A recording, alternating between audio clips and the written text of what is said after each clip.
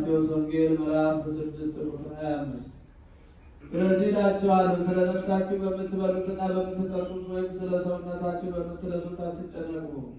ነፍስ ከመብል ሰውነትም ከልብስ አይበልጥምን? ወደ ሰማይ ወፎች ተመልከቱ፣ አይዘሩም፣ አያጭዱም፣ በጎተራም አይቀጡም፣ የሰማዩ አባታችሁም ይመግባቸዋል። እናንተ ከእነሱ እጅግ አትበልጡምን?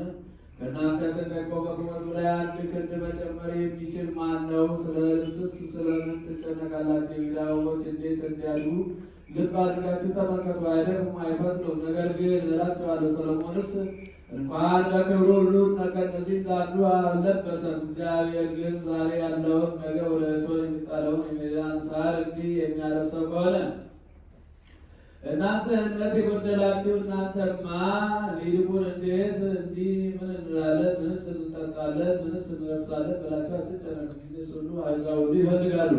ይህ ሁሉ እንዲህ ያስፈልጋችሁ የሰማይ አባታችሁ ያውቃልና። ነገር ግን አስቀድማችሁ የእግዚአብሔርን መንግሥት ጽድቁንም ፈልጉ፣ ይህም ሁሉ ይጨመርላችኋል። ለነገ ለራሱ ይጨነቃልና ለነገ አትጨነቁ፣ ለቀኑ ክፋቱ ይበቃዋል።